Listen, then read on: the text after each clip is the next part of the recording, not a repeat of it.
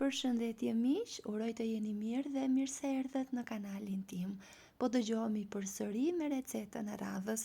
Unë jam Andalina nga sofra ime dhe çdo ditë ndaj me ju receta të cilat i përgatis për familjen time. Sot do ju tregoj mënyrën se si e përgatis ungjizën në shtëpi me vetëm 2 përbërës. Mund ta përgatisni ose me qumësh fshati, kjo është akoma më mirë nëse ju gjendet, si në rastin tim këtë herë, por në të shumtën e rasteve unë e përgatis me qumësh të supermarketi pasi këtu ku jetoj nuk mund të gjej qumësh fshati gjithmonë.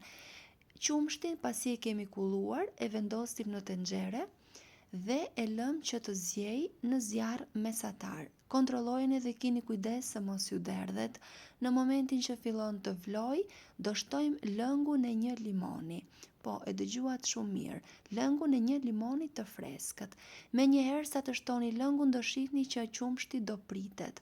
Do ta përziejmë pak dhe do ta lëmë në zjarr të ngadalt derisa të pritet plotësisht dhe të jetë bërë gati për ta kulluar.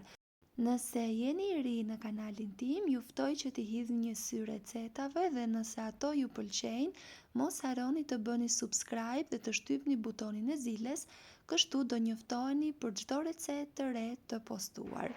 Siç e shihni, masa sa vjen edhe pritet edhe më shumë dhe në momentin që është gati do ta kullojmë. Ju mund të zgjidhni kullesat që janë enkas për këtë, por unë kam zgjedhur mënyrën siç vepronin gjyshet tona me ndihmën e një nape të bardhë të pambuk të pastër sigurisht. E kullojmë, e lidhim mirë dhe do ta lëm të kulloj për rreth 30 minuta më mori mua, jo më shumë. Ju kujtoj që hira që mbetet mos e hidhni, ruajeni pasi me të mund të përgatisim mjaft receta të tjera pasi është shumë e shëndetshme. Sigurisht që edhe mund ta konsumoni ashtu si është. Pasi ka kulluar shumë mirë, siç e shihni, është gati. E vendosim në një pjatë duke ja hapur me ndihmën e një piruni ose një luge, si të jetë e thjeshtë për ju. Nëse dëshironi, mund t'i shtoni krip, vaj ulliri, ose mund ta ruani në frigorifer edhe ashtu si është. Sidoqë që konsumohet, është shumë e mirë dhe mbi të gjitha e keni përgatitur vetë dhe e dini se çfarë hani.